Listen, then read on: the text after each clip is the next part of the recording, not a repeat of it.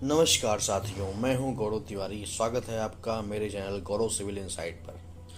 तो दोस्तों, क्या आपने कभी सोचा है कि भारत का संविधान सिर्फ हमें अधिकार देने की बात नहीं करता, बल्कि सरकार को यह भी बताता है कि देश को किस दिशा में लेकर जाना है।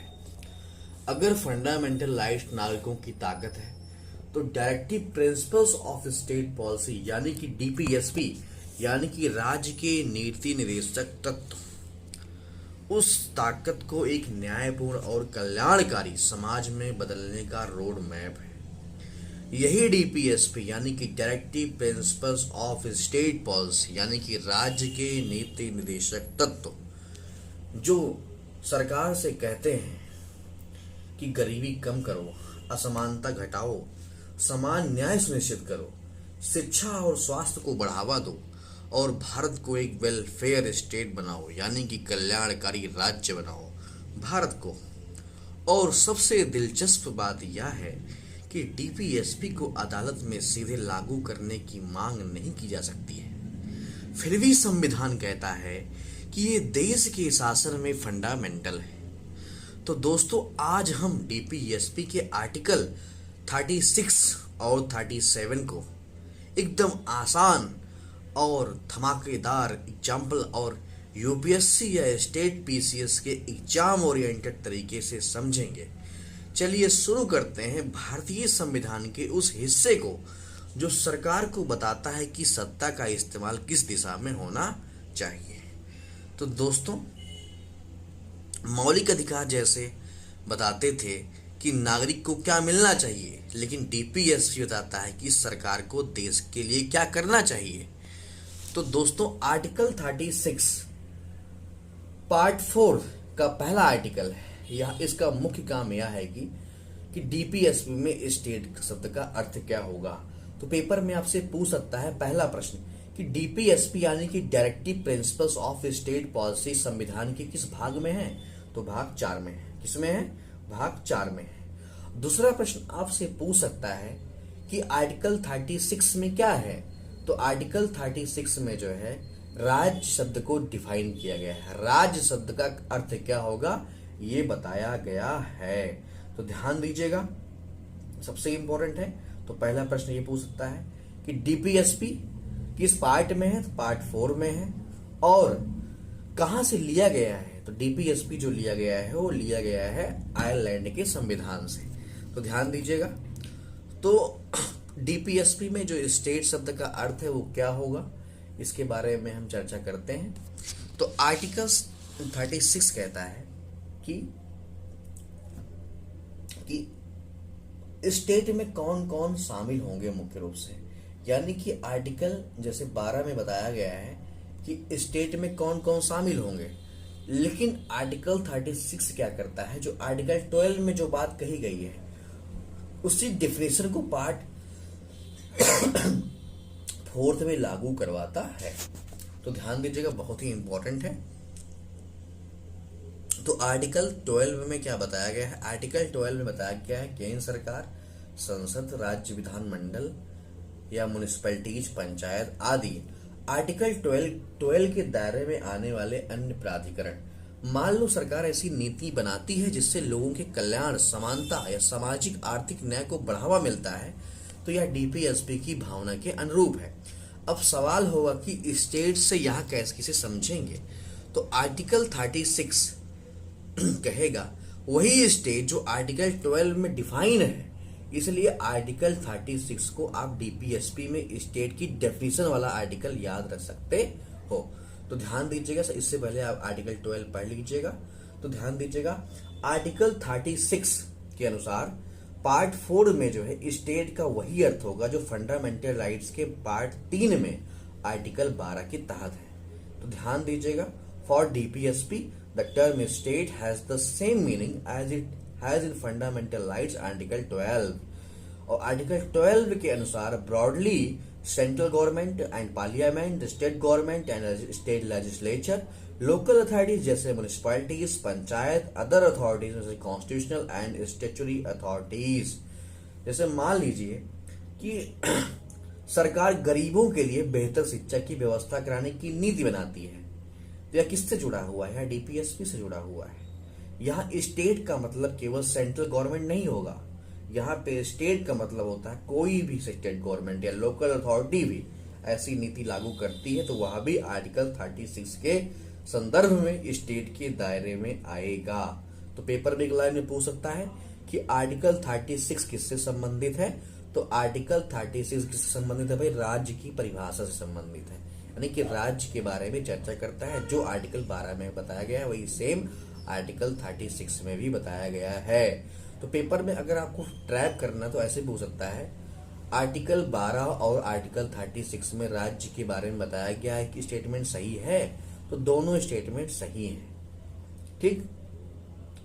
और सबसे जो इंपॉर्टेंट बात यह है कि डीपीएसपी को क्या हम जनरली कोर्ट द्वारा डायरेक्टली इन्फोर्सेबल नहीं है, यानी कि क्या इसको डीपीएसपी कोर्ट में हम चुनौती दे सकते हैं? नहीं दे सकते हैं। लेकिन ये शासन के लिए फंडामेंटल प्रिंसिपल है, यानी कि शासन के लिए जो है इनको लागू करना है, मूलभूत है, शासन इन्हें लागू कर सकता है। तो यानी कि article 36 does not create a new definition of state, it adopt the meaning of state given in article 12 for the purpose of part 4। तो ध्यान दीजिएगा दोस्तों, इस तरीके से हमने आर्टिकल 36 को पढ़ा है। अब देखते हैं आर्टिकल 37 क्या कहता है। तो आर्टिकल 37 क्या कहता है दोस्तों? तो आर्टिकल 37 कहता है कि कोर्ट में सीधे इन्फोर्स नहीं किए जा सकते हैं, यानी कि डीपीएसपी जो है आर नॉन जस्टिकेबल, यानी इनके उल्लंघन पर सीधे अदालत जाकर इन्हें लागू कराने की मांग नहीं की जा सकती है।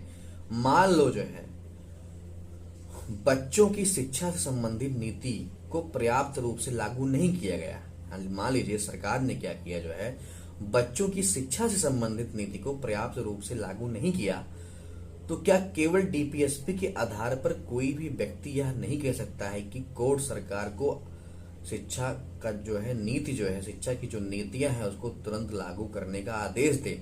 तो ऐसा कोई व्यक्ति नहीं कर सकता है। इस तरीके से हम कह सकते हैं कि जो है जो डीपीएसपी है, यानी कि जो राज्य के नीति निर्देशक तत्व हैं जो राज्य को निर्देश देते हैं, उसको जो है कोर्ट में हम चैलेंज नहीं कर सकते हैं। तो ध्यान दीजिएगा, ये बात आर्टिकल 37 में बताई गई है, जो कि बहुत ही महत्वपूर्ण है। तो आर्टिकल 37 में क्या है? आर्टिकल 37 कहता है कि डीपीएसपी को कोर्ट में इन्फोर्स नहीं कर सकता है, कोई भी जो है कोर्ट इन्फोर्स नहीं करा सकता है। लेकिन ये प्रिंसिपल देश के शासन में फंडामेंटल यानी कि मूलभूत तत्व है जो है, इसलिए स्टेट की ड्यूटी है कि कानून बनाते समय इन्हें लागू करें। ड्यूटी है, कोई जबरदस्ती करवा नहीं सकता राज्य से, जो है कोर्ट भी नहीं करवा सकती है। तो ये बात किस आर्टिकल में बताई गई है? तो आर्टिकल 37 में बताई गई है। ध्यान दीजिएगा, आर्टिकल 37 में बताया गया है डीपीएसपी के बारे में। अच्छा दोस्तों, अब देखते हैं डीपीएसपी कोर्ट में इन्फोर्स नहीं हो सकते, इसे कहते हैं नॉन जस्टिकेबल, यानी कि कोई भी व्यक्ति है, जैसे मान लीजिए कीर्ति नाम की कोई लड़की है ना, सरकार जो है एजुकेशन पे कुछ काम नहीं कर रही है, तो कीर्ति नाम की जो व्यक्ति है वो कोर्ट में जाकर के ये नहीं कह सकती है कि माय लॉर्ड सरकार जो है शिक्षा को लेकर के नीतियां नहीं बना रही है, तो इसे कहते हैं नॉन जस्टिकेबल। लेकिन फंडामेंटल राइट्स में क्या होता था, हम कोर्ट चले जाते थे, लेकिन डीपीएसपी में ऐसा हम नहीं कर सकते हैं। यानी कि मतलब अगर सरकार ने किसी डीपीएसपी को अभी लागू नहीं किया है तो केवल उस डीपीएसपी के आधार पर आप कोर्ट से सीधे आदेश नहीं मांग सकते कि सरकार उसे लागू करे। तो ध्यान दीजिएगा, मान लीजिए डीपीएसपी सरकार को सार्वजनिक स्वास्थ्य यानी कि सभी के स्वास्थ्य और लोगों के जीवन स्तर को बेहतर बनाने की दिशा में काम करने के लिए प्रेरित करता है। अब कोई व्यक्ति कोर्ट में जाकर यह नहीं कह सकता है कि सरकार ने मेरे जिले में पर्याप्त हेल्थ फैसिलिटीज नहीं बनाई है, इसलिए कोर्ट सरकार को तुरंत एक नया हॉस्पिटल बनाने का आदेश दे। तो ध्यान दीजिएगा, ये बहुत ही इंपॉर्टेंट है। जैसे मान लीजिए जो है नेहा नाम की लड़की है जो है, ठीक है, वो कोर्ट जाकर कहती है कि सर मेरे यहाँ कोई जो है हॉस्पिटल नहीं है, तो कोर्ट क्या जो है स्टेट गवर्नमेंट से कहेगा कि तुरंत हॉस्पिटल बनाओ? नहीं, वो नहीं कह सकता है। क्यों नहीं कह सकता है? क्योंकि डीपीएसपी का जो आर्टिकल 37 है वो कहता है कि कोर्ट को जो है इन्फोर्समेंट नहीं किया जा सकता है, डीपीएसपी आर नॉन जस्टिकेबल। तो इतनी बात आपको समझ में आ गई होगी, ठीक है। तो डीपीएसपी नॉन इन्फोर्सेबल, लेकिन संविधान कहता है कि ये देश के शासन में फंडामेंटल हैं। तो ध्यान दीजिएगा, जब सरकार यानी कि सरकार जब वेलफेयर स्कीम्स यानी कि कोई जो है समाज से की जो भला करने वाली कोई योजना है, या पब्लिक हेल्थ है यानी कि जन स्वास्थ्य या एजुकेशन शिक्षा है, कोई इक्वल वेतन है यानी समान वेतन हो गया, कानूनी सहायता हो गया, जैसी पॉलिसीज बनाती है तो डीपीएसपी उनके लिए कॉन्स्टिट्यूशनल गाइडेंस देते हैं। तो ध्यान दीजिएगा, और स्टेट का ड्यूटी है इन्हें लागू करें। तो आर्टिकल 37 स्टेट पर यह ड्यूटी डालता है कि वह कानून बनाते और नीतियां बनाते समय डीपीएसपी को लागू करने की दिशा में काम करें। तो अगर हम बहुत ही आसान भाषा में अगर आपको हम समझाने की कोशिश करें दोस्तों, तो फंडामेंटल राइट्स कहते हैं सरकार मेरे अधिकारों का उल्लंघन मत करो, और डीपीएसपी कहते हैं कि सरकार देश की इस दिशा में आगे ले जाओ। इतनी बात आपको समझ में आ गई होगी। तो DPSP are non justifiable fundamental in the governance of the country. तो इतनी बात आपको समझ में आ गई होगी। अच्छा दोस्तों, तो डीपीएसपी का महत्व क्या है? तो डीपीएसपी यही आर्टिकल 37 की दूसरी और सबसे महत्वपूर्ण बात आती है। आर्टिकल 37 कहता है कि DPSP fundamental in the governance of the country, यानी कि शासन में मूलभूत है। कौन? डीपीएसपी। कौन सा आर्टिकल कहता है? आर्टिकल 37 कहता है। पेपर में बहुत बार आपके एग्जाम में पूछा जा चुका है, तो ध्यान दीजिएगा, बहुत ही इंपॉर्टेंट है। अर्थात देश को चलाने के लिए मूलभूत सिद्धांत है, सरकार को पॉलिसीज और लॉ बनाते समय इन्हें ध्यान में रखना चाहिए। इतनी बात आपको समझ में आ गई होगी। तो दोस्तों, अब एग्जाम्पल के तौर पे अगर हम देखें तो सरकार अगर गरीबों के लिए वेलफेयर स्कीम्स या free legal aids, equal opportunity, better nutrition, education, public health जैसी पॉलिसीज बनाती है तो इनके पीछे डीपीएसपी की भावना दिखाई देती है। तो स्टेट का ड्यूटी है इन्हें अप्लाई करना। आर्टिकल 37 सिर्फ यह नहीं कहता है कि डीपीएसपी इंपॉर्टेंट है, यह भी कहता है it's shall be the duty of the state to apply these principles in law makings. तो मान लीजिए सरकार मजदूरों की वर्किंग कंडीशन और वेलफेयर को बेहतर बनाने के लिए कानून बनाती है, तो ऐसे कानून डीपीएसपी में दिए गए लेबर वेलफेयर से संबंधित प्रिंसिपल को ध्यान में रखकर बनाया जा सकता है। यानी कि DPSP equal to policy direction equal to law policy equal to welfare. जैसे मान लीजिए बच्चों के न्यूट्रिशन और एजुकेशन को बढ़ावा देने के लिए सरकारी योजनाओं में डीपीएसपी की भावना दिखाई देती है। किसी एक स्पेसिफिक स्कीम को सीधे आर्टिकल 37 का इम्प्लीमेंटेशन कहना हमेशा टेक्निकल सही नहीं है, और सही अप्रोच यह है कि ऐसी वेलफेयर पॉलिसी डीपीएसपी के ऑब्जेक्टिव्स को आगे बढ़ाती है। तो ध्यान दीजिएगा, जैसे फंडामेंटल राइट्स में आर्टिकल 21A में बताया गया है 6 से 14 वर्ष के बच्चों के लिए शिक्षा का अधिकार है, वैसे ही डीपीएसपी के आर्टिकल 45 को छोटी बच्चों की अर्ली चाइल्डहुड केयर और एजुकेशन दिशा में स्टेट को प्रयास करना बताया गया है। तो दोस्तों, तो आर्टिकल 37 हमने समझा है। एक बार हम बहुत ही आसान भाषा में आपको समझाने की कोशिश करते हैं।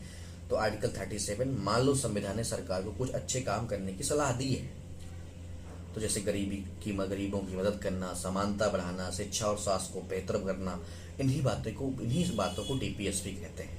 और आर्टिकल 37 कहता है कि हम कोर्ट में सीधे नहीं जा सकते हैं। अगर सरकार ने किसी डीपीएसपी को पूरा नहीं किया तो सिर्फ इसी आधार पर कोर्ट जाकर उसे लागू करवाने का अधिकार नहीं है। सरकार ने गरीबों के कल्याण के लिए पर्याप्त कदम नहीं उठाए। आप केवल डीपीएसपी के आधार पर कोर्ट से यह नहीं कह सकते हैं कि सरकार को तुरंत वही नीति लागू करने का आदेश दिया जाए। लेकिन डीपीएसपी बहुत ही महत्वपूर्ण है, और आर्टिकल 37 कहता है कि ये देश के शासन में फंडामेंटल है, यानी सरकार को कानून और नीतियां बनाते समय डीपीएसपी को ध्यान में रखना चाहिए। सरकार का यानी कि सरकार का कर्तव्य है राज्यों को इन सिद्धांतों को कानूनों और नीतियों के माध्यम से लागू करने की कोशिश करनी चाहिए, और डीपीएसपी को कोर्ट से लागू नहीं करा सकते, लेकिन सरकार के लिए इन्हें लागू कराने की कोशिश करना ना जरूरी है। तो ध्यान दीजिएगा, फंडामेंटल राइट्स का मतलब होता है सरकार मेरा अधिकार मत छीनो, और डीपीएसपी का मतलब होता है कि सरकार देश के लोगों के कल्याण के लिए काम करो। तो दोस्तों याद रखिए, डीपीएसपी अदालत की ताकत नहीं बल्कि सरकार के लिए संविधान का रास्ता है, और 37 हमें यही रास्ता दिखाता है। तो दोस्तों, अगर हमारा लेक्चर आपको अच्छा लगा हो तो लाइक, शेयर, सब्सक्राइब करना ना भूलिएगा। जय हिंद, जय भारत। नमस्कार दोस्तों, मैं हूं गौरव तिवारी। स्वागत है आपका मेरे चैनल गौरव सिविल इनसाइट पे। तो दोस्तों, कभी आपने सोचा है कि संविधान सिर्फ हमें अधिकार देने की बात करता है, या एक ऐसे समाज बनाने का सपना भी देखता है जहां न्याय, समानता और सम्मान हर व्यक्ति तक पहुंचे। यहीं से शुरू होती है आर्टिकल 38 की कहानी। तो आर्टिकल 38 सरकार से कहता है कि सिर्फ कानून बना देना पर्याप्त नहीं है, बल्कि ऐसी सामाजिक व्यवस्था स्थापित करनी होगी जिसमें सामाजिक, आर्थिक, राजनीतिक न्याय राष्ट्रीय जीवन की सभी संस्थाओं को प्रभावित करे।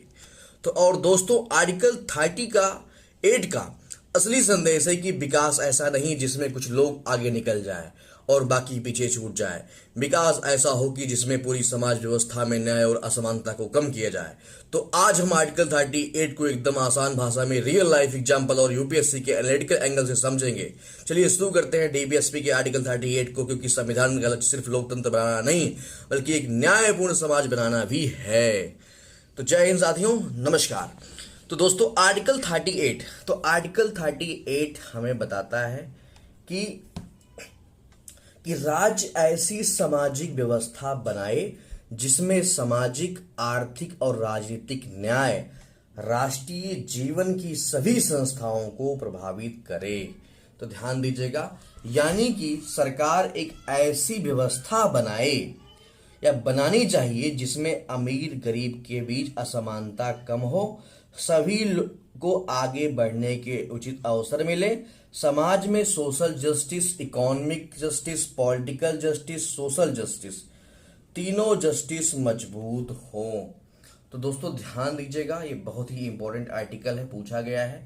तो पेपर में पूछ सकता है आप लोगों से कि आर्टिकल 38 में क्या बताया गया है। तो आर्टिकल 38 में बताया गया है कि राज्य ऐसी सामाजिक व्यवस्था बनाएगी जिसमें सामाजिक, आर्थिक और राजनीतिक न्याय राष्ट्रीय जीवन की सभी संस्थाओं को प्रभावित करे। यानी कि सरकार या राज्य ऐसी व्यवस्था स्थापित और सुरक्षित करने का प्रयास करेगा कि जिसमें सामाजिक, आर्थिक और राजनीतिक न्याय राष्ट्रीय जीवन की सभी संस्थाओं को प्रभावित करे। यानी कि सरकार ऐसी नीतियां बनाए जिससे गरीबों को शिक्षा, रोजगार और सामाजिक सुरक्षा के अवसर मिले और समाज में न्याय बना रहे। तो दोस्तों, इस तरीके से आर्टिकल 38 में ये बात बताई गई है। यानी कि राज्य जो है विशेष रूप से आय की असमानताओं को कम करने और स्टेटस, फैसिलिटीज तथा अपॉर्चुनिटीज में असमानताओं को समाप्त करने का प्रयास करेगा। सिर्फ व्यक्तियों के बीच नहीं बल्कि अलग अलग क्षेत्रों या व्यवसायों में रहने काम करने वाले समूहों के बीच में भी जो है। तो दोस्तों, अगर किसी ग्रामीण क्षेत्र में शिक्षा और स्वास्थ्य की सुविधाएं शहरों की तुलना में बहुत कम है तो सरकार को ऐसी नीतियां बनानी चाहिए कि जिससे यह अंतर कम हो। तो ध्यान दीजिएगा, यानी कि आर्टिकल 38 का मूल जो विचार है, ऐसी व्यवस्था बनाना जिसमें न्याय केवल संविधान में लिखा ना हो बल्कि समाज के वास्तविक जीवन में दिखाई दे। तो इस प्रकार दोस्तों, article 38 directs the state to promote justice, social order and reduce inequalities in income, status, facilities and opportunities. तो ध्यान दीजिएगा, और इसे जो है कोर्ट के द्वारा डायरेक्टली इन्फोर्स नहीं कराया जा सकता है, लेकिन यह शासन और कानून निर्माण के लिए महत्वपूर्ण संवैधानिक मार्गदर्शक हैं। तो ध्यान दीजिएगा, आर्टिकल 38 में महत्वपूर्ण बात बताई गई है। जैसे मान लीजिए गांव में कुछ बच्चों के माता पिता बहुत गरीब हैं, इसलिए वे अच्छी शिक्षा नहीं ले पा रहे हैं। तो सरकार स्कूल बेहतर करेगी, छात्रवृत्ति देगी, किताबें उपलब्ध कराएगी और इससे गरीब बच्चों को भी आगे बढ़ने का अवसर मिलता है। यानी आर्टिकल 38 की भावना है। राज्य को विशेष रूप से आय, सुविधाओं और अवसरों की असमानता को कम करने का प्रयास करना चाहिए। जैसे अगर उदाहरण के तौर पे हम देखें, एक तरफ बहुत अमीर लोग महंगे अस्पताल में इलाज करा सकते हैं और दूसरी तरफ गरीब इलाज नहीं करा पाते। तो सरकार गरीबों के लिए सस्ती मुफ्त स्वास्थ्य सुविधाएं बढ़ाती हैं। आर्टिकल 39 राज्य की नीति के मुख्य लक्ष्य। आर्टिकल 39 में सरकार के लिए महत्वपूर्ण पॉलिसी प्रिंसिपल्स दिए गए हैं। तो पर्याप्त आजीविका का अधिकार है, यानी कि आर्टिकल 39। तो आर्टिकल 38 में हमने पढ़ा कि जो है ऐसी व्यवस्था बनाना जिसमें न्याय केवल संविधान में लिखा ना हो बल्कि समाज के वास्तविक जीवन में भी दिखाई दे। तो दोस्तों, अब हम पढ़ेंगे आर्टिकल 39। तो आर्टिकल 39 क्या है, इसके बारे में हम एक शानदार डिस्कशन करने जा रहे हैं। तो दोस्तों, आर्टिकल 39 भारतीय संविधान के पार्ट 4 यानी कि डीपीएसपी में है। यह बताता है कि राज्य अपनी नीतियां बनाते समय आर्थिक न्याय और समान अवसर को कैसा बढ़ावा दे। तो आर्टिकल 39A में बताया गया है, ध्यान दीजिएगा, बहुत ही इंपॉर्टेंट है। तो आर्टिकल 39A में बताया गया है कि पर्याप्त आजीविका का अधिकार, यानी कि पुरुष और महिला दोनों को एडिक्वेट मीन्स ऑफ लिवलीहुड मिले, यानी कि पुरुष और महिलाओं दोनों को पर्याप्त जीवन का जो स्तर है वो प्राप्त हो, यानी कि रोजगार और कौशल विकास की योजनाएं इनको दी जाए, यानी कि सरकार रोजगार के अवसर इनको प्रदान करे। स्किल डेवलपमेंट प्रोग्राम जो है, सरकार रोजगार के अवसर और स्किल डेवलपमेंट प्रोग्राम बढ़ाती है ताकि लोग सम्मानजनक तरीके से अपनी आजीविका कमा सकें। तो यानी कि आर्टिकल 39 में क्या है भाई, आजीविका का अधिकार है। ध्यान दीजिएगा, पेपर में पूछ सकता है कि आजीविका का जो अधिकार है, यानी कि आजीविका यानी कि लाइवलीहुड, तो लाइवलीहुड जो है वो किस आर्टिकल में है, तो आर्टिकल 39 में, 39 के क्लॉज ए में है। ध्यान दीजिएगा, बहुत ही इंपॉर्टेंट है। अगला देखते हैं आर्टिकल 9 क्लॉज बी। तो आर्टिकल 9 क्लॉज बी कहता है कि संसाधनों का समान वितरण होगा, यानी कि distribution of goods, equal goods. तो ध्यान दीजिएगा, डिस्ट्रीब्यूशन ऑफ इक्वल गुड्स यानी कि संसाधनों का समान वितरण, यानी समुदाय के भौतिक संसाधनों का ऑनरशिप और कंट्रोल इसी तरह हो कि सामान्य हित की सेवा हो, कॉमन गुड्स की भी सेवा हो, यानी कि प्राकृतिक संसाधनों का उपयोग सार्वजनिक हित में होना चाहिए या करना है। तो ध्यान दीजिएगा, अगर किसी क्षेत्र में पानी का बड़ा स्रोत है तो उसका उपयोग केवल कुछ लोगों के फायदे के लिए नहीं, ना कि पूरे क्षेत्र के लोगों के हित में होना चाहिए। तीसरा सबसे जो इंपॉर्टेंट है, पेपर में पूछ सकता है कि धन का जो संकेंद्रण है, यूपीएससी ने 2021 में क्वेश्चन पूछा गया है यहाँ से, ध्यान दीजिएगा, बहुत ही इंपॉर्टेंट है। यूपीएससी 2023 ने इस क्वेश्चन को पूछा हुआ है। उसने डायरेक्ट यही पूछा था कि धन का जो संकेंद्रण है वो किस आर्टिकल में है। तो धन का जो उसने ये भी पूछा था कि धन का जो संकेंद्रण है वो किसका पार्ट है, फंडामेंटल ड्यूटीज का पार्ट है कि फंडामेंटल राइट्स का पार्ट है कि जो है डीपीएसपी का पार्ट है, यानी कि राज्य के नीति निषेध तत्व का पार्ट है। तो यानी कि धन और उत्पादन के साधनों का जो कंसंट्रेशन यानी कि संकेंद्रण को रोकना जो है आर्टिकल 39 के क्लॉज सी में है। धन और संपत्ति कुछ ही लोगों के हाथों में इतनी अधिक न इकट्ठी हो जाए कि समाज के लिए नुकसानदायक हो, यानी कि धन का संकेंद्रण रोकना किस आर्टिकल में है, तो आर्टिकल 39C में है। आर्टिकल 39A में क्या है, आजीविका का अधिकार है। आर्टिकल 39B में क्या है, संसाधनों का समान वितरण है। आर्टिकल 39C में क्या है, धन का संकेंद्रण का रोकना है। यानी कि धन के संकेंद्रण को रोकने का मतलब ये होता है दोस्तों, आर्थिक व्यवस्था ऐसी ना हो कि जिससे धन और उत्पादन के साधनों का संकेंद्रण कुछ लोगों के हाथ में हो जाए। यानी कि एग्जाम्पल के तौर पे अगर मैं आपको समझाना चाहूं दोस्तों, तो मोनोपोली और अत्यधिक इकोनॉमिक कंसंट्रेशन को नियंत्रित करने की नीतियां होनी चाहिए। और आर्टिकल 39 के डी क्या कहता है क्लॉज, तो आर्टिकल 39 का क्लॉज डी कहता है कि equal pay for equal work, पुरुष और महिला को समान काम के लिए समान वेतन मिले। मेन और वोमेन को सेम वर्क के लिए इक्वल पे मिलना चाहिए, यानी कि महिला और पुरुष में कोई भेदभाव नहीं होना चाहिए। तो दोस्तों इस तरीके से अब हम आगे देखते हैं, यानी कि दो लोग बिल्कुल समान काम और समान जिम्मेदारी निभा रहे हैं, एक पुरुष है, एक महिला है, एक राम है, एक सीता है, तो केवल जेंडर के आधार पर लोग का वेतन नहीं होना चाहिए। अगला देखते हैं, अगला है श्रमिकों और बच्चों के स्वास्थ्य की रक्षा। श्रमिकों और बच्चों के स्वास्थ्य की रक्षा, वर्कर्स की हेल्थ स्ट्रेंथ का दुरुपयोग ना हो और बच्चों को उनकी उम्र के अनुपयुक्त काम में ना लगाया जाए। यानी कि श्रमिकों और बच्चों की स्वास्थ्य की रक्षा भी क्या है, ड्यूटी है राज्य की। तो बहुत छोटे बच्चों से हैजार्डियस फैक्ट्री वर्क करवाना भी आर्टिकल 39 की भावना के विपरीत है। तो अगला देखते हैं आर्टिकल एफ, बच्चों के स्वास्थ्य का विकास, यानी कि बच्चों को स्वास्थ्य तरीके से विकास, स्वतंत्रता और गरिमा की परिस्थितियां मिले तथा उनका शोषण और एवेंटमेंट से संरक्षण हो। तो ध्यान दीजिएगा, यहाँ पे जो है article 39A, 39B, 39C, D, E, F तक है, ध्यान दीजिएगा, बहुत इंपॉर्टेंट है। इसमें से अभी बताया धन का जो संकेंद्रण यूपीएससी ने पूछा भी हुआ है 2023 में, तो डीपीएसपी का पार्ट है। और किस में है, आर्टिकल 39 क्लॉज सी में, बच्चों को हेल्थी डेवलपमेंट, फ्रीडम और डिग्निटी के वातावरण में बढ़ने के अवसर मिले तथा उनका एक्सप्लॉयटेशन ना हो, उनका शोषण ना हो।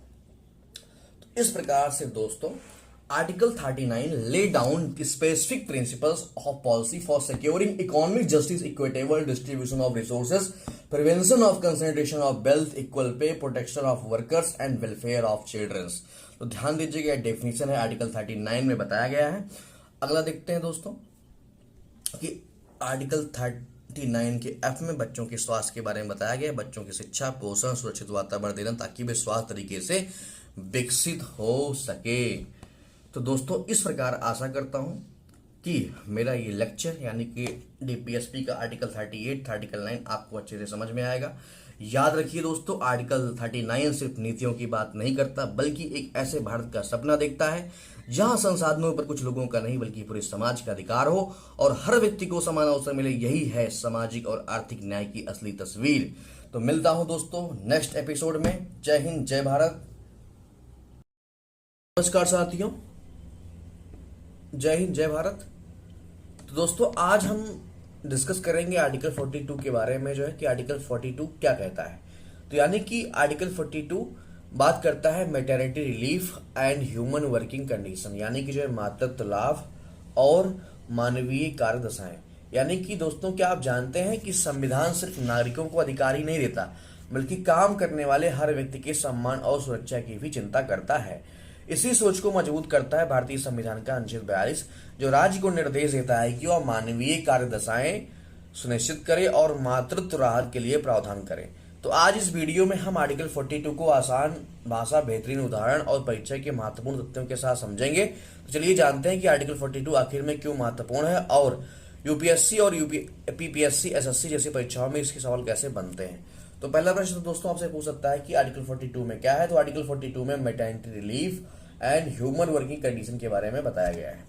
यानी कि article 42 of the Indian constitution DPSP का हिस्सा है और राज्य को निर्देश देता है कि वह काम की न्याय संगत और मानवीय दशाओं तथा प्रसूति सहायता का प्रावधान करे। तो दोस्तों प्रसूति सहायता होती क्या है? प्रसूति सहायता का मतलब होता है मातृत्व राहत, यानी कि जो है गर्भावस्था, प्रसव और प्रसव के बाद महिला कर्मचारी को आवश्यक छुट्टी, सुरक्षा और सुविधाएं देना ताकि वह बिना स्वास्थ्य या नौकरी पर अनुचित दबाव के मातृत्व का समय पूरा कर सकें। तो आर्टिकल 42 के तहत जो है राज्य को ऐसी व्यवस्था करने का निर्देश दिया गया है। मान लीजिए कोई महिला है, सीमा नाम की, जो है सरकारी या निजी संस्था में काम करती है और उसका बच्चा होने वाला है, तो उसे प्रसव के आसपास मातृत्व अवकाश यानी कि मैटरनिटी रिलीफ और कानून के अनुसार संबंधित सुविधाएं मिल सकती हैं। यही व्यापक रूप से मैटरनिटी रिलीफ कहलाता है। तो ध्यान दीजिएगा दोस्तों, और आर्टिकल 42 के जो है कुछ उद्देश्य हैं, जो है दो मुख्य उद्देश्य हैं। तो ध्यान दीजिएगा आर्टिकल 42 के दो मुख्य उद्देश्य हैं। कौन कौन से जो है? तो आर्टिकल 2 के जो मुख्य उद्देश्य हैं जो है, पहला तो है ह्यूमन कंडीशन ऑफ वर्क, यानी काम करने की जगह पर सुरक्षित, उचित और मानवीय परिस्थितियां हो।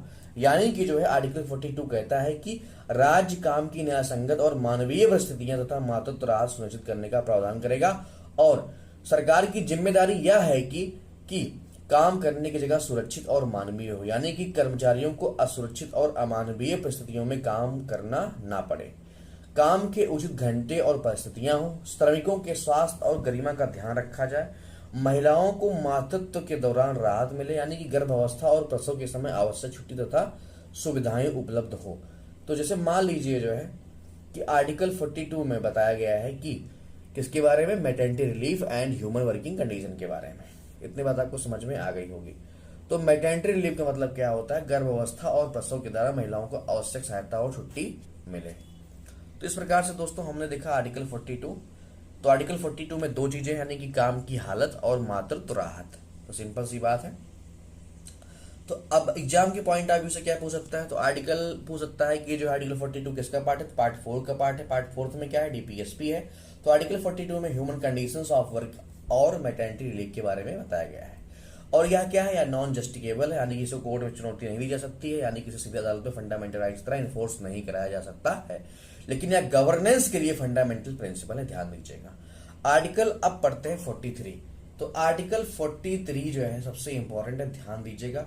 तो आर्टिकल 43 में क्या बताया गया है? तो आर्टिकल 43 में बताया गया है living wage decent standard of life, यानी कि जो है living wage decent standard of life, यानी कि आर्टिकल 43 जो है भारतीय संविधान के पार्ट 4 यानी डीपीएसपी में आता है, यानी कि राज्य को प्रयास करना चाहिए कि सभी वर्कर्स को काम, जीवन निर्वाह योग्य मजदूरी मिले और डिसेंट स्टैंडर्ड ऑफ लाइफ, यानी कि जो है डिसेंट स्टैंडर्ड ऑफ लाइफ का मतलब होता है कि जैसे मान लीजिए जो है उनकी जो मूलभूत जरूरतें हैं सम्मान सहित जीवन उनको मिले, ये होता है जो है स्टैंडर्ड ऑफ लाइफ। यानी कि जो है राज्य को प्रयास करना चाहिए कि सभी वर्कर्स को काम और जीवन निर्वाह योग्य मजदूरी यानी कि लिविंग वेज इसको बोलते हैं, डिसेंट स्टैंडर्ड ऑफ लाइफ और सामाजिक सांस्कृतिक अवसर मिले। अगर हम बहुत ही आसान शब्दों में अगर मैं आपको समझाने की कोशिश करूं दोस्तों, तो सरकार का लक्ष्य केवल यह नहीं होना चाहिए कि व्यक्ति को काम मिल जाए, बल्कि उसे इतनी उचित मजदूरी मिले कि वह अपनी मूलभूत जरूरतें पूरी कर सके, सम्मानजनक जीवन जी सके, परिवार की आवश्यकताओं को पूरा कर सके, सामाजिक और सांस्कृतिक जीवन में भाग ले सके। तो मान लीजिए किसी मजदूर को 5,000 महीना मिलता है, लेकिन उससे भोजन, कपड़े, आवास और दूसरी जरूरतें पूरी नहीं हो पाती हैं। तो आर्टिकल 43 की भावना यह है कि मजदूर को ऐसी उचित लिविंग वेज मिले जिससे वह सम्मानजनक जीवन जी सके। तो ध्यान दीजिएगा दोस्तों, ये बहुत ही इंपॉर्टेंट आर्टिकल है। तो आर्टिकल 43 संविधान के पार्ट 4 में आता है। इसका उद्देश्य सिर्फ रोजगार देना नहीं, बल्कि श्रमिकों को सम्मानजनक जीवन लायक वेतन और परिस्थितियां, ध्यान दीजिए, सम्मानजनक जीवन जीने लायक की वेतन और परिस्थितियां उपलब्ध कराना है। तो ध्यान दीजिएगा दोस्तों, ये बहुत ही इंपॉर्टेंट है। डिसेंट स्टैंडर्ड ऑफ लाइफ का मतलब होता है जीवन का उचित सम्मानजनक स्तर मिल सके, और लिविंग वेज का मतलब होता है कि ऐसा वेतन मिले जिससे वे सम्मान पूर्वक जीवन जी सके, यानी कि full enjoyment of leisure and social and culture opportunities, यानी कि आराम, सामाजिक और सांस्कृतिक गतिविधियों में भी अवसर मिले। कॉटेज इंडस्ट्रीज को बढ़ावा, विशेष रूप से ग्रामीण क्षेत्रों में व्यक्तिगत सहकारी आधार पर कुटीर उद्योग को प्रोत्साहित किया जाए। तो इस प्रकार से दोस्तों हमने आर्टिकल 40 को देखा है, यानी कि आर्टिकल 43 का लक्ष्य है सिर्फ रोजगार नहीं, बल्कि रोजगार के साथ सम्मानजनक जीवन। तो दोस्तों मान लीजिए किसी गांव में लोग हथकरघा, खादी, मिट्टी के बर्तन या हस्तशिल्प बनाते हैं। सरकार अगर उन्हें प्रशिक्षण, बाजार, ऋण और अन्य सहायता देकर के इन उद्योगों को बढ़ावा देती है, तो यह आर्टिकल 43 की भावना के अनुरूप है। तो ध्यान दीजिएगा। तो इस प्रकार से मान लो किसी गांव में जो है लोग हथकरघा, खादी, मिट्टी के बर्तन या हस्तशिल्प बनाते हैं। सरकार अगर उन्हें प्रशिक्षण, बाजार, ऋण और अन्य सहायता देकर इन उद्योगों को बढ़ावा देती है, तो यह भी क्या है, आर्टिकल 43 की भावना के अनुरूप है। तो ध्यान दीजिएगा दोस्तों, बहुत ही इंपॉर्टेंट लाइन है, पूछ सकता है पेपर में। ठीक है, तो इतनी बात आपको समझ में आ गई होगी। यानी कि अगर मैं आपको सिंपल में आपसे एक लाइन में अगर समझाना चाहूं, तो पहला प्रश्न आपसे पूछ सकता है कि आर्टिकल 43 में क्या है। तो आर्टिकल 43 में बताया गया है जो है कि लिविंग वेज और decent standard of life and social and culture opportunities के बारे में बताया गया है। यानी कि आर्टिकल 43 का मूल उद्देश्य है कि जो है कामगार को केवल नौकरी या मजदूरी मिलना पर्याप्त नहीं है, उसकी मजदूरी इतनी होनी चाहिए कि वह उसका परिवार और सम्मानजनक जीवन जी सके। यानी कि the state should be endeavour to secure a living wage and decent standard of life for workers. और लिविंग वेज का मतलब क्या होता है? लिविंग वेज का मतलब होता है कि ऐसी मजदूरी जिससे व्यक्ति केवल जीवित न रहे, बल्कि सम्मान पूर्वक जीवन जी सके। इसमें केवल खाना शामिल नहीं है, बल्कि सामान्य जीवन की आवश्यकताएं भी शामिल हो सकती हैं, जैसे भोजन, कपड़े, आवास, स्वास्थ्य, शिक्षा, परिवार की आवश्यक जरूरतें, सामाजिक एवं सांस्कृतिक जीवन। अगर किसी वर्कर्स की इनकम से सिर्फ किसी तरह खाना ही चल पा रहा है और बाकी जरूरतें पूरी नहीं हो पा रही हैं, तो वह लिविंग वेज की अवधारणा के अनुरूप नहीं है। यानी कि यह बहुत ही जो है इंपॉर्टेंट है, ध्यान दीजिएगा मिनिमम वेज और लिविंग वेज में क्या अंतर है। तो बहुत ही एग्जाम के जो है पॉइंट ऑफ व्यू से बहुत ही इंपॉर्टेंट है। यानी मिनिमम वेज का मतलब होता है कि वह न्यूनतम मजदूरी जिसके नीचे मजदूरी देना कानूनी रूप से प्रतिबंधित किया जा सकता है। और लिविंग वेज का मतलब होता है कि ऐसी मजदूरी जो वर्कर को सम्मान जीवन और आवश्यक सुविधाएं उपलब्ध कराने में सक्षम बनाए। इसलिए लिविंग वेज की अवधारणा मिनिमम वेज से ज्यादा व्यापक है। और यहाँ पे हमने पढ़ा था डिसेंट स्टैंडर्ड ऑफ लाइफ, यानी कि डिसेंट स्टैंडर्ड ऑफ लाइफ का मतलब होता है दोस्तों कि वर्कर्स और उसके परिवार का सम्मान और गरिमा के साथ जीवन जी सके। यानी केवल सर्वाइवल नहीं, बल्कि क्वालिटी ऑफ लाइफ भी महत्वपूर्ण है। एक वर्कर्स को ऐसी इनकम मिले जिससे वह भोजन के साथ साथ बच्चों की शिक्षा, स्वास्थ्य और उचित आवास जैसी आवश्यकताओं को भी संभाल सके। तो यानी कि आर्टिकल 43 केवल आर्थिक हित की बात नहीं करता है, यह वर्कर्स को सोशल एंड कल्चर अपॉर्चुनिटीज उपलब्ध कराने की दिशा में भी राज्य को निर्देश देता है। और मतलब वर्कर को समाज और सांस्कृतिक गतिविधियों में भाग लेने का भी अवसर मिलना चाहिए। यानी कि आर्टिकल 43 रूरल एरियाज में भी इंडिविजुअल और कोऑपरेटिव बेसिस पर कॉटेज इंडस्ट्रीज को प्रमोट करने की भी बात कही गई है। यानी कि गांवों में स्थानीय रोजगार, ग्रामीण आय, पलायन में कमी, ग्रामीण अर्थव्यवस्था को मजबूत करें। गांव में लोग मिलकर के हथकरघा, हस्तशिल्प, खादी, छोटे घरेलू उद्योग चलाते हैं, तो सरकार इनके विकास के लिए सहायता और अवसर उपलब्ध करा सकती है। तो ध्यान दीजिएगा। तो आर्टिकल 42 में हमने क्या पढ़ा कि काम की कंडीशन कैसी हो। काम की कंडीशन का मतलब कैसी, ह्यूमन कंडीशन है और मैटरनिटी लीव है। अगर आपसे पूछता है मैटरनिटी लीव के बारे में किस आर्टिकल में बात की गई, तो आर्टिकल 42 में की गई है। ह्यूमन कंडीशन की बात किस में की गई है, तो आर्टिकल 42 में की गई है। अब आपसे पूछता है काम करने वाली की जिंदगी कैसी हो, किस आर्टिकल में है, तो आर्टिकल 43 यानी कि living base plus decent standard of life plus social culture opportunity, ये सब किस आर्टिकल में है, आर्टिकल 43 में है। तो यानी कि अगर आपको एक लाइन में अगर मैं रिवीजन कराना चाहूं तो आर्टिकल 42 का मतलब क्या है, अच्छा काम करने योग्य का माहौल, और आर्टिकल 43 का मतलब होता है काम के बाद सम्मानजनक जीवन। तो यानी कि article 43 reflects the constitutional vision that level welfare should go beyond mere employment and ensure a dignified and decent standard of life for workers। यानी कि आर्टिकल 43 यह सुनिश्चित करने की संवैधानिक दृष्टि प्रस्तुत करता है कि श्रम कल्याण केवल रोजगार तक सीमित न रहे, बल्कि श्रमिकों को गरिमापूर्ण एवं सम्मानजनक जीवन भी प्राप्त हो। तो ध्यान दीजिएगा दोस्तों, ये लाइन बहुत ही इंपॉर्टेंट है। तो दोस्तों आशा करता हूं कि ये लेक्चर समझ में आया होगा। तो दोस्तों याद रखिए, आर्टिकल 43 सिर्फ मजदूरी की बात नहीं करता, बल्कि हर श्रमिक को सम्मान, गरिमा और बेहतर जीवन देने की संवैधानिक सोच को मजबूत करता है। अगर दोस्तों मेरा वीडियो पसंद आया हो तो लाइक, शेयर और चैनल को सब्सक्राइब जरूर करें। मिलते हैं अगले आर्टिकल के साथ। नमस्कार, जय हिंद, जय Bharat.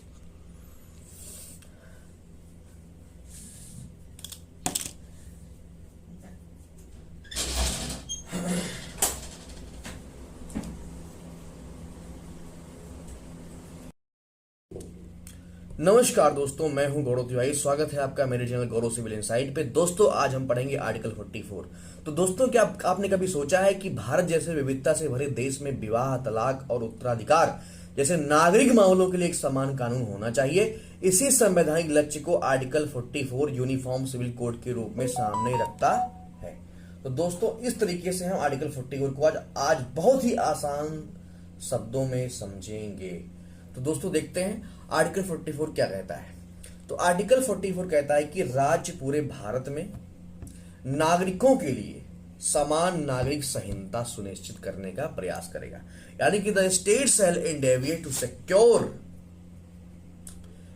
to secure for citizens a uniform civil code throughout the territory of India। यानी कि यूसीसी को जो है पूरे देश में लागू करने का प्रयास करेगा कौन, राज्य। यानी कि यूसीसी का मतलब क्या होता है, यूसीसी का मतलब ये होता है दोस्तों कि विवाह, तलाक, उत्तराधिकार, गोद लेना जैसे व्यक्तिगत पारिवारिक मामलों में सभी नागरिकों के लिए समान नागरिक कानून। यानी कि आर्टिकल 44 कहता है कि राज्य का प्रयास होना चाहिए कि पूरे देश में, पूरे भारत में नागरिकों के लिए विवाह, तलाक, उत्तराधिकार, गोद लेना आदि सिविल मैटर्स में एक समान कानून हो। यानी कि इसका मुख्य उद्देश्य है दोस्तों समानता। समानता का मतलब क्या है, समान परिस्थितियों में नागरिकों के लिए समान सिविल रूल्स, और जेंडर जस्टिस यानी कि महिलाओं के अधिकारों और समानता को मजबूत करने की संभावना। नेशनल इंटीग्रेशन यानी कि जो है अलग अलग पर्सनल लॉज के स्थान पर कॉमन सिविल फ्रेमवर्क, और जो है लीगल सिंप्लीफिकेशन, इसका मतलब होता है विभिन्न पर्सनल लॉज की जटिलता को कम करना। तो दोस्तों यहां पे जो सबसे इंपॉर्टेंट चीज है कि यूसीसी किन किन चीजों से संबंधित है। तो यूसीसी का मुख्य जो संबंध है किससे है, मैरिज से है, विवाह हो गया, डिवोर्स यानी कि तलाक हो गया, इनहेरिटेंस सक्सेशन यानी कि उत्तराधिकार हो गया, एडॉप्शन हो गया, गोद लेना हो गया, मेंटेनेंस यानी कि भरण पोषण हो गया। यानी कि यह क्रिमिनल लॉ को यूनिफॉर्म करने की बात नहीं करता है, क्योंकि क्रिमिनल लॉ पहले से ही लार्जली कॉमन फ्रेमवर्क में है। तो दोस्तों मान लीजिए जो है भारत में अलग अलग समुदाय में विवाह और इनहेरिटेंस के अलग अलग पर्सनल लॉज लागू हैं। अगर पार्लियामेंट एक कॉमन सिविल कोड बनाता है जिसमें मैरिज, डिवोर्स और इनहेरिटेंस के समान प्रिंसिपल्स लागू हों, तो यह आर्टिकल 44 की दिशा में एक सही कदम होगा। तो दोस्तों अभी हाल ही में अगर करंट अफेयर की अगर मैं बात करूं जो चर्चे में रहा है, उत्तराखंड ने 2024 में यूसीसी सिविल कोड को लागू करने वाला पहला राज्य बनने की दिशा में महत्वपूर्ण कदम उठाया है। तो दोस्तों यह यूपीएससी में state level experiment with UCC के उदाहरण के रूप में उपयोग किया जा सकता है। तो दोस्तों आर्टिकल 44 और फंडामेंटल राइट का क्या संबंध है? तो आर्टिकल 44 एक डीपीएसपी है, जबकि आर्टिकल 40 में इक्वलिटी की बात किया गया है, 15 में जो है नॉन डिस्क्रिमिनेशन की बात किया गया है। जैसे आर्टिकल 21 में लाइफ एंड पर्सनल लायबिलिटी की बात करता है, आर्टिकल 25 में फ्रीडम ऑफ रिलीजन की बात करता है, आर्टिकल 26 जो है रिलीजियस अफेयर के बारे में बात करता है। इसलिए यूसीसी बनाते समय इक्वलिटी और रिलीजियस फ्रीडम के बीच में बैलेंस महत्वपूर्ण होगा। यानी कि जो है सुप्रीम कोर्ट का एक बहुत ही पहले जजमेंट आया था 1985 में जो है, और सरला मुद्गल केस का 1995 में एक जजमेंट आया था, उसमें सुप्रीम कोर्ट ने कहा है कि यूसीसी के संदर्भ में आर्टिकल 44 पे चर्चा करनी चाहिए। यानी कि जो है यूसीसी को तभी लागू करना है कि जब balance between gender justice equality and religious freedom हो। तो दोस्तों इस तरीके से हमने आर्टिकल 44 को आसानी से समझा है। तो पेपर में पूछ सकता है कि आर्टिकल 44 में क्या है, तो आर्टिकल 44 में क्या है, समान नागरिक संहिता है। और अभी हाल ही में कौन सा ऐसा पहला राज्य बन गया है जिसने यूसीसी को लागू किया है, तो वह है उत्तराखंड।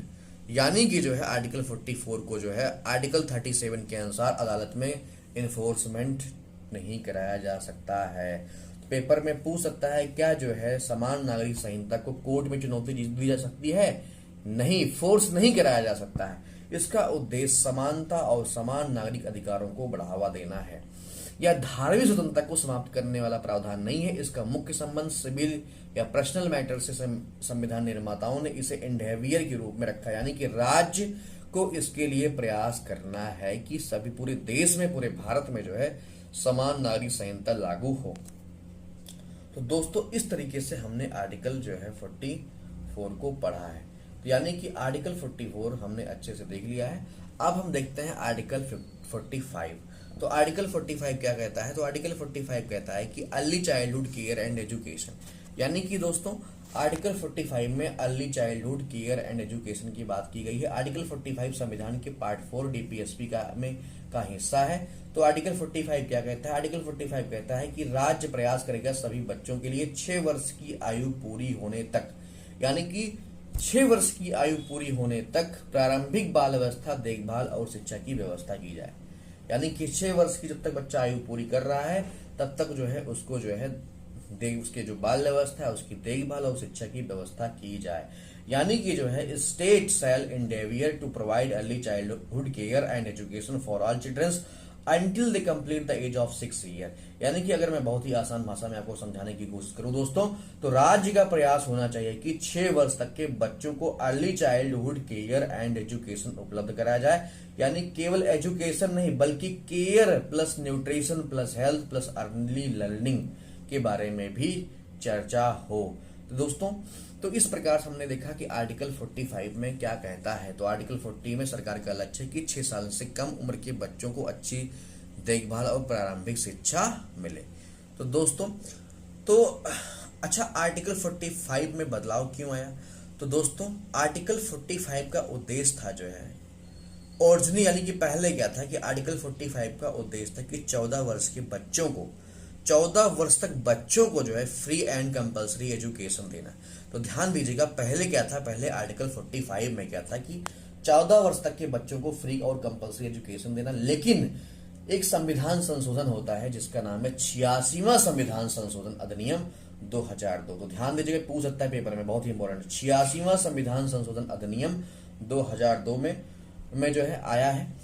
इसमें कहा गया है कि इसमें जो है 3 सबसे बड़े जो महत्वपूर्ण बदलाव किए गए थे। इसमें क्या किया गया था, आर्टिकल 21A जोड़ा गया था। आर्टिकल 21 में कहा गया था 6 से 14 वर्ष के बच्चों को फ्री एंड कंपलसरी एजुकेशन होना चाहिए। और आर्टिकल 45 में क्या जोड़ा गया था, आर्टिकल 45 में जो है 14 वर्ष तक के बच्चों को फ्री एंड कंपलसरी एजुकेशन देने को हटा करके 6 ईयर से कम बच्चों को ECCE, यानी कि जो है C से हो गया केयर, E से हो गया अर्ली लर्निंग, और जो है हेल्थ और न्यूट्रिशन के बारे में चर्चा की गई थी। तो ध्यान दीजिएगा, है ना, एजुकेशन हो गया, कंपल्सरी एजुकेशन, है ना। तो इसके बारे में बात की गई थी, ईसीसी के बारे में बात की गई थी, तो ध्यान दीजिएगा यहाँ पे।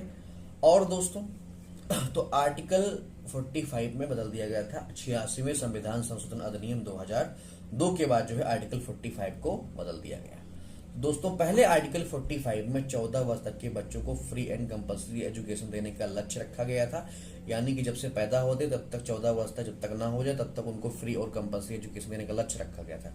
लेकिन अब 6 से 14 वर्ष की शिक्षा को आर्टिकल 20A के तहत फंडामेंटल राइट्स बनाया गया है, और डीपीएसपी में कहा गया है कि डीपीएसपी में जो है 6 ईयर से यानी कि 6 वर्ष से कम बच्चों की 6 वर्ष से कम बच्चों को ECCE यानी कि जो है उनको early childhood care and education मिले, यानी कि इसको हिंदी में कहते हैं प्रारंभिक बाल अवस्था देखभाल एवं शिक्षा। यानी कि हो गया अर्ली लर्निंग का मतलब क्या होता है दोस्तों? अर्ली लर्निंग का मतलब होता है शुरुआती सीखने की क्षमता विकसित करना। न्यूट्रिशन का मतलब होता है पोषण। हेल्थ केयर का मतलब क्या होता है? स्वास्थ्य एवं देखभाल। प्ले बेस्ड लर्निंग यानी कि जो है खेल के लिए के माध्यम से सीखना। लैंग्वेज कॉग्निटिव डेवलपमेंट यानी भाषा और मानसिकता का विकास। सोशल एंड इमोशनल डेवलपमेंट के बारे में बात की गई है। जैसे हम एग्जाम्पल के तौर पे अगर मैं आपको बताना चाहूँ तो आंगनबाड़ी सेंटर्स के माध्यम से छोटे बच्चों को पोषण, स्वास्थ्य संबंधी सेवाएं और प्री स्कूल लर्निंग जैसी सुविधाएं भी दी जाती हैं। तो दोस्तों इस तरीके से हमने देखा जो है कि आर्टिकल 45 कितना इंपॉर्टेंट है हमारे एग्जाम के लिए। तो पूछ सकता है पेपर में कि आर्टिकल 45 में क्या है। तो आर्टिकल 45 में जो है 6 वर्ष से कम बच्चों को ध्यान देना है, यानी कि 6 वर्ष से कम उम्र के वो जो बच्चे हैं उनको जो है न्यूट्रिशन देना है, केयर देना है, अर्ली लर्निंग देनी है उनको, है ना। तो इस तरीके से हमने आर्टिकल जो है 45 को पढ़ा है। तो दोस्तों अगला देखते हैं कि आर्टिकल 45 में और क्या चीज़ें महत्वपूर्ण है। तो आर्टिकल 45 है वो किसी भी राष्ट्र का भविष्य उसके बच्चों से तय होता है, और इसी भविष्य की नींव मजबूत करने के लिए आर्टिकल 45 राज्य को 6 वर्ष तक के बच्चों की early childhood care and education का दायित्व देता है। तो इस तरीके से दोस्तों हमने देखा कि आर्टिकल 45 हमारे लिए कितना महत्वपूर्ण है। तो दोस्तों में मिलते हैं नेक्स्ट लेक्चर में। बने रहिए, मुस्कुराते रहिए। जय हिंद, जय भारत। नमस्कार साथियों, मैं हूं गौरव तिवारी। स्वागत है आपका मेरे चैनल गौरव सिविल इनसाइट पे। दोस्तों आज हम आर्टिकल 46 को एक बेहतरीन तरीके से समझेंगे। दोस्तों अगर आर्टिकल 38 सामाजिक न्याय की नींव रखता है तो आर्टिकल 46 उस न्याय को समाज के सबसे कमजोर वर्ग तक पहुंचाने का संवैधानिक संकल्प है। दोस्तों आर्टिकल 46 राज्य को निर्देश देता है कि वह अनुसूचित जातियों, अनुसूचित जनजातियों तथा अन्य कमजोर वर्गों के शैक्षिक और आर्थिक हितों को विशेष रूप से बढ़ावा दे तथा उन्हें सामाजिक अन्याय और सभी प्रकार के शोषण से संरक्षित करे। यानी कि article 46 embodies the constitutional commitment to promote the educational and economic interest of weaker sections, particularly SC and ST, and protect them from social injustice and exploitation। तो दोस्तों आर्टिकल 46 राज्य को निर्देश देता है कि वह समाज के कमजोर वर्गों को, विशेषकर अनुसूचित जातियों और अनुसूचित जनजातियों के शैक्षिक और आर्थिक हितों को विशेष रूप से बढ़ावा दे तथा उन्हें सामाजिक अन्याय और सभी प्रकार के शोषण से बचाए। तो दोस्तों इस प्रकार से आर्टिकल 46 के 2 मुख्य उद्देश्य हैं। तो पहला है जो एजुकेशनल एंड इकोनॉमिक प्रमोशन, यानी कि जो है कमजोर वर्गों की शिक्षा और आर्थिक स्थिति को बेहतर बनाना। दूसरा है उन्हें सामाजिक अन्याय और शोषण से सुरक्षा देना। तो दोस्तों इस प्रकार से जो है आर्टिकल 46 यानी कि एजुकेशनल इंटरेस्ट की बात करता है। जैसे शिक्षा का विकास, सरकार कमजोर वर्गों की शिक्षा को बढ़ावा दे। जैसे मान लीजिए अगर मैं एग्जाम्पल के तौर पे आपको समझाना चाहूँ तो SC ST विद्यार्थियों के लिए स्कॉलरशिप हो गया, हॉस्टल्स हो गए, एजुकेशनल असिस्टेंट जैसी योजनाएं सरकार को चलानी चाहिए। और इकोनॉमिक इंटरेस्ट की अगर मैं बात करूं आपको जो है तो इकोनॉमिक इंटरेस्ट में जो है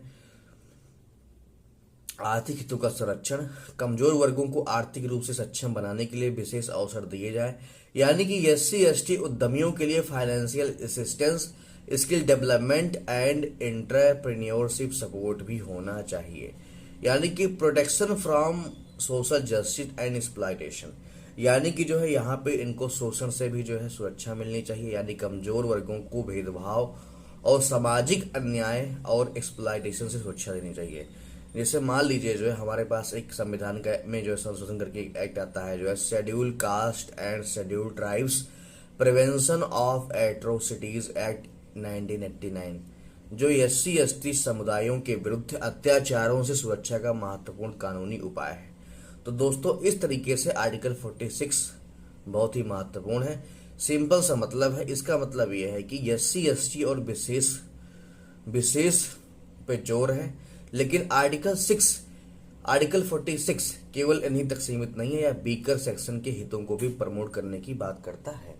यानी कि आर्टिकल 46 में आपसे पूछेगा पेपर में कि आर्टिकल 46 में किसके बारे में बात की गई है, तो आर्टिकल 46 में जो है जो कमजोर वर्ग हैं, SC हैं, ST हैं, उनके लिए एजुकेशन, इकोनॉमी प्रोटेक्शन यानी कि पढ़ाई में अवसर, आर्थिक सशक्तिकरण, सामाजिक अन्याय और एक्सप्लॉयटेशन से सुरक्षा देने के बारे में बात की गई है।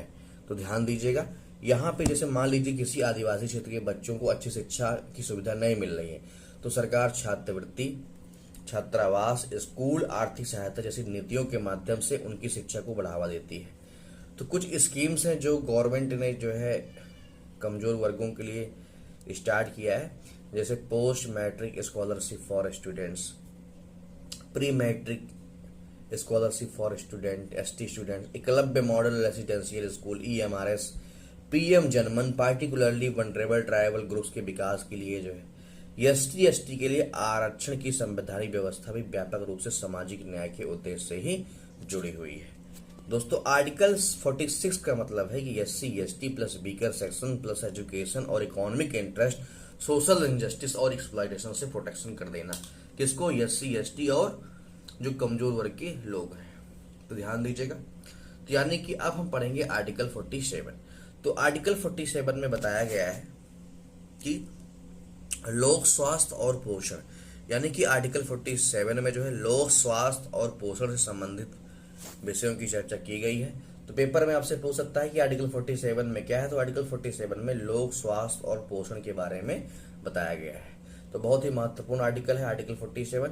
तो आर्टिकल 47 जो है राज्य को निर्देश देता है कि वह पोषण स्तर, जीवन स्तर और सार्वजनिक स्वास्थ्य को सुधारना अपना प्राथमिक कर्तव्य माने। यानी कि आर्टिकल 47 कहता है कि जो है राज्य को निर्देश देता है कि वह पोषण स्तर, जीवन स्तर और सार्वजनिक स्वास्थ्य को सुधारना अपना प्राथमिक कर्तव्य माने। यानी साथ ही जो है राज्य औषधीय प्रयोजनों को छोड़कर स्वास्थ्य के लिए हानिकारक मादक पेय और नशीले पदार्थों के सेवन पर रोक लगाने का भी प्रयास करेगा। ध्यान दीजिएगा, पेपर में पूछ सकता है कि किस आर्टिकल में जो है राज्य को निर्देश दिया गया है कि वह पोषण स्तर, जीवन स्तर और सार्वजनिक स्वास्थ्य को सुधारने का अपना प्राथमिक कर्तव्य माने, तो आर्टिकल है 47। और पूछ सकता है जो है कि स्वास्थ्य के लिए हानिकारक मादक पेय, नशीले पदार्थों के सेवन पर रोक लगाने का प्रयास कौन सा आर्टिकल करता है, तो आर्टिकल 47 करता है। तो दोस्तों आर्टिकल 47 जो है एक कल्याणकारी राज्य की पहचान केवल आर्थिक विकास से नहीं बल्कि इस बात से ही होती है कि उसके नागरिक कितने स्वस्थ और पोषित हैं। तो आर्टिकल 47 इसी विचार को संवैधानिक दिशा देता है। यानी कि आर्टिकल 47 राज्य का कर्तव्य बताता है कि वह पोषण के स्तर, जीवन स्तर और पब्लिक हेल्थ को सुधारने को अपनी प्राथमिक कर्तव्य माने। यानी कि आर्टिकल 47 का जो मुख्य बिंदु है तो न्यूट्रिशन है, यानी कि पोषण का स्तर बढ़ाना। यानी कि सरकार को लोगों के न्यूट्रिशन लेवल को इम्प्रूव करने का प्रयास करना चाहिए। जैसे सरकार जो है PM पोषण अभियान, यानी कि PM पोषण जैसे प्रोग्राम बच्चों और वनरेबल ग्रुप के न्यूट्रिशन पर ध्यान देते हैं। जैसे बात की गई है स्टैंडर्ड ऑफ लाइफ, यानी कि जीवन स्तर, तो जीवन स्तर के भी में सुधार करना, केवल भोजन उपलब्ध कराना नहीं बल्कि लोगों को ओवरऑल लिविंग कंडीशन को भी बेहतर करना। यानी कि तीसरा है पब्लिक हेल्थ। तो पब्लिक हेल्थ में जो है सार्वजनिक स्वास्थ्य सेवाओं और प्रिवेंटिव हेल्थ केयर को भी मजबूत करना, जैसे टीकाकरण हो गया, प्राथमिक स्वास्थ्य केंद्र हो गए, सैनिटाइजेशन हो गया और पब्लिक हेल्थ प्रोग्राम्स हो गए। दोस्तों इस तरीके से हमने आर्टिकल 47 को गहराई से समझा है। इसमें जो है सबसे जो इम्पोर्टेंट बात है, जैसे मान लीजिए जो है इंटॉक्सिकेटिंग ड्रिंक्स एंड ड्रग्स, यानी कि नशीले पदार्थों पर नियंत्रण। यानी कि आर्टिकल 47 राज्य को यह प्रयास करने के लिए कहता है कि औषधीय प्रयोजनों को छोड़कर हेल्थ के लिए हार्मफुल इंटॉक्सिकेटिंग ड्रिंक्स एंड और ड्रग्स के कंजम्पशन को प्रोहिबिट करने की दिशा में काम करे। यानी कि जो राज्य है आर्टिकल 47 के तहत जो है nutrition plus standard of living plus public health plus prohibition के बारे में बात करता है। यानी कि आर्टिकल 47 डीपीएसपी है, इसलिए यह फंडामेंटल राइट्स की तरह डायरेक्टली इन्फोर्सेबल नहीं है, ध्यान दीजिएगा। यानी कि article 47 direct state to improve nutrition the standard of living and public health and work towards prohibition of harmful intoxicating substance.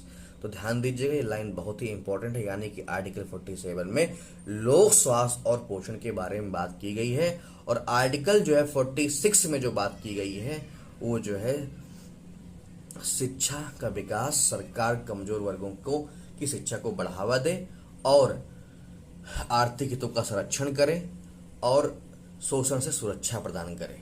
तो ध्यान दीजिएगा। और आर्टिकल 47 में जो बात की गई है, आर्टिकल 47 में बात की गई है कि पोषण स्तर को बढ़ाना है, जीवन स्तर को सुधारना है, सार्वजनिक स्वास्थ्य को ठीक करना है, नशीलों पदार्थों पर नियंत्रण करना है।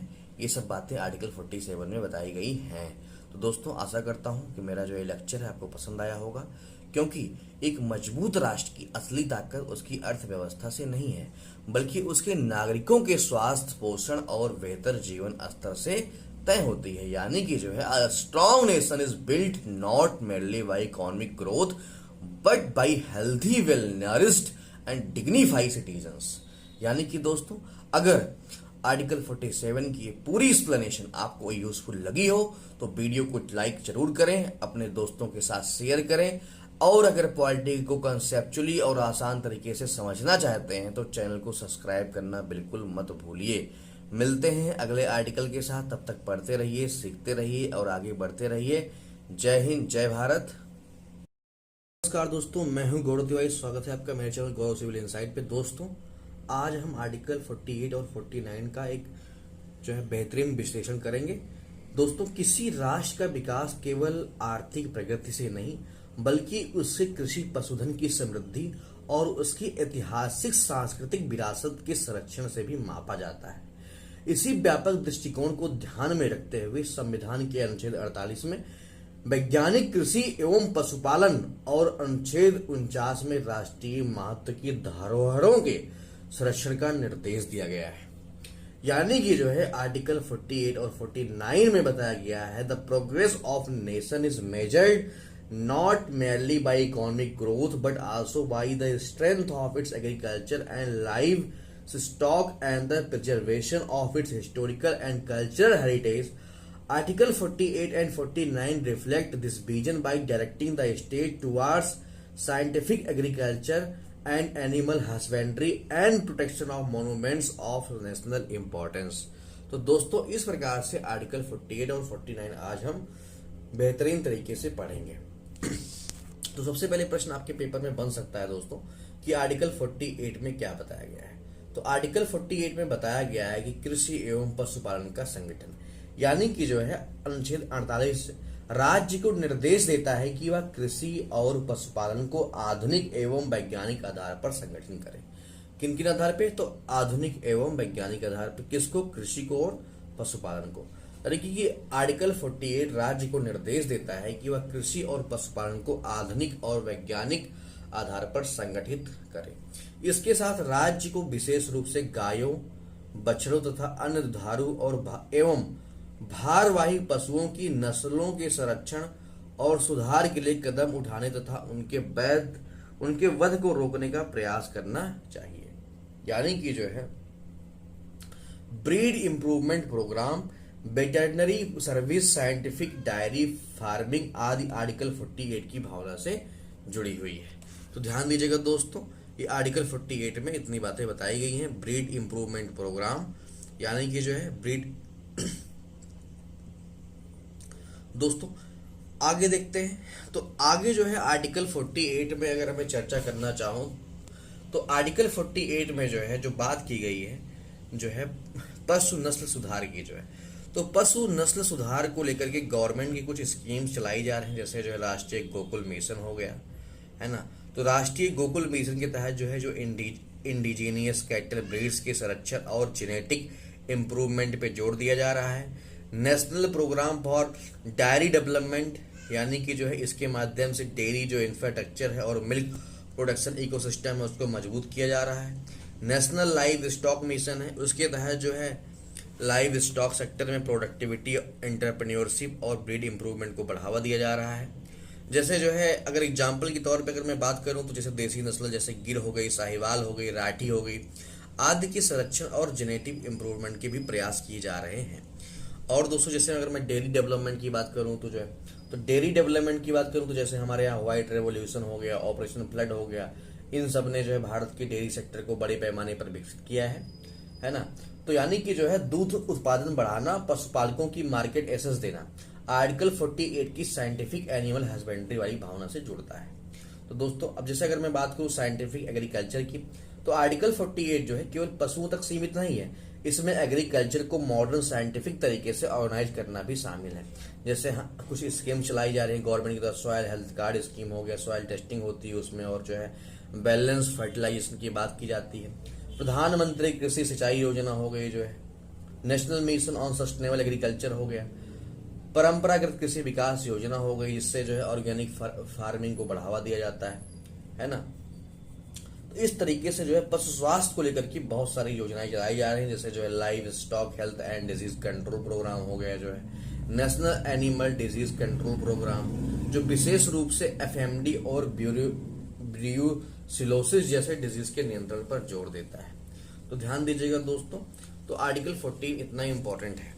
अब देखते हैं दोस्तों आर्टिकल 49। तो आर्टिकल 49 में क्या क्या बात की जा रही है। तो आर्टिकल 49 में जो बात की गई है, आर्टिकल 49 में जो बात की गई है, एक लाइन में अगर मैं बताना चाहूं तो आर्टिकल 49 में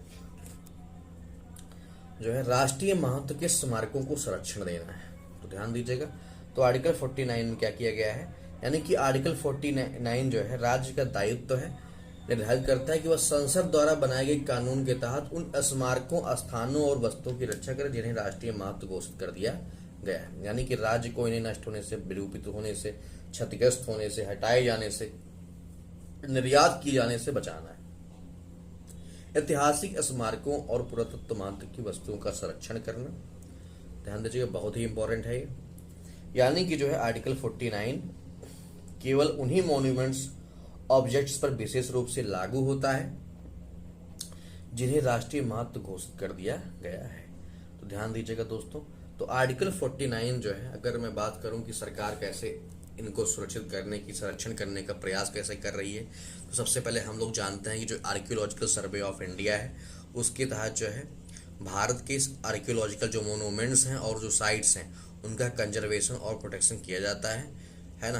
तो ध्यान दीजिएगा।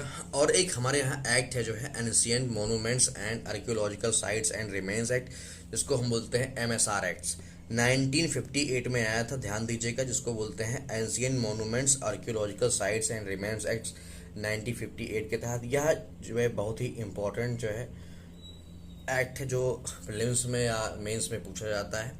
यानी कि जो है एमएसआर एक्ट जो 1958 के माध्यम से जो आर्कियोलॉजिकल साइट्स हैं और मोनूमेंट्स हैं उनको नेशनल इंपॉर्टेंस के संरक्षण का लीगल फ्रेमवर्क भी मिलता है। यानी कि जैसे अगर हमारे यहाँ अगर देखा जाए तो जो सेंट्रली प्रोटेक्टेड मोनूमेंट्स हो गया, ताजमहल हो गया, कुतुब मीनार हो गई, सांची का स्तूप हो गया, अजंता केव्स हो गई, एलोरा केव्स हो गई, जो है कोणार्क का जो मंदिर हो गया, लाल किला हो गया, है ना। तो इनका जो कंजर्वेशन होता है वो आर्टिकल 49 की कॉन्स्टिट्यूशनल स्पिरिट से जुड़ता है, यानी तो ध्यान दीजिएगा जो है। और सरकार जो है इन मोनूमेंट्स की सुरक्षा के लिए जो है मोनूमेंट्स मित्र नामक जो है साइट्स भी चला रही है, यानी कि अडॉप्ट हेरिटेज मोनूमित्र इनिशिएटिव के माध्यम से हेरिटेज साइट्स पर विजिटर एमिनिटीज और कंजर्वेशन सपोर्ट एक्टिविटीज में प्राइवेट कॉर्पोरेट पार्टिसिपेशन को भी प्रोत्साहित किया जा रहा है। तो ध्यान दीजिएगा दोस्तों। और जो हमारे यहाँ जो विश्व स्तर पे जो बात की जाती है मोनूमेंट्स की सुरक्षा को लेकर के, वो यूनेस्को जो वर्ल्ड हेरिटेज साइट है, भारत के यूनेस्को वर्ल्ड हेरिटेज साइट का संरक्षण आर्टिकल 49 के broader objectives culture heritage position से भी जोड़ा जा सकता है, जैसे ताजमहल हो गया, अजंता केव्स हो गई, एलोरा केव्स हो गया, जयपुर सिटी हो गया आदि, है ना। तो इस तरीके से दोस्तों हमने देखा कि जो है आर्टिकल 48 में जो है साइंटिफिक एग्रीकल्चर और एनिमल हस्बेंड्री, ब्रीड इंप्रूवमेंट, काऊ काफ और जो अदर मिल्च ड्राट कैटल के स्लैक्टर को रोकने का प्रयास किया गया है। वहीं आर्टिकल जो 49 है नेशनल इंपॉर्टेंस वाले मोनूमेंट साइट्स ऑब्जेक्ट्स के protection against destructions, damage, removal, disposal, exports आदि की बात की गई है। यानी कि अगर एक लाइन में अगर आपको याद रखने के लिए मैं कहूं तो आर्टिकल 48 में कहा गया है, आर्टिकल 48 में खेत और पशु हैं और आर्टिकल 49 में किला और विरासत की बात की गई है। तो ध्यान दीजिएगा दोस्तों। और जो है इस तरीके से हमने जो है आज आर्टिकल 48 और 49 को अच्छे से समझा है। तो दोस्तों इस प्रकार अनुच्छेद 48 भारत की कृषि और पशुधन को वैज्ञानिक दिशा देता है, जबकि अनुच्छेद 49 हमारी ऐतिहासिक एवं सांस्कृतिक विरासत को आने वाली पीढ़ियों के लिए सुरक्षित रखने का संवैधानिक संकल्प है। दोस्तों अगर आर्टिकल 48 और 49 की ये एक्सप्लेनेशन आपको यूजफुल लगी हो तो वीडियो को लाइक करें, अपने दोस्तों के साथ शेयर करें और ऐसे ही जो है एग्जाम ओरिएंटेड कंटेंट के लिए गौरव सिविल इनसाइट को सब्सक्राइब जरूर करें। मिलते हैं दोस्तों नेक्स्ट एपिसोड में आर्टिकल 50 और 51 के साथ। जय हिंद। नमस्कार दोस्तों, मैं हूं गौरव तिवारी। स्वागत है आपका मेरे चैनल गौरव सिविल इनसाइट पे। दोस्तों आज हम पढ़ेंगे आर्टिकल 50 और 51।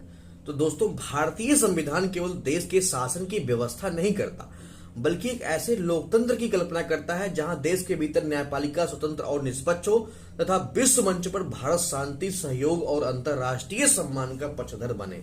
इसी व्यापक दृष्टिकोण को क्रमशः आर्टिकल 50 और आर्टिकल 51 संवैधानिक दिशा प्रदान करते हैं।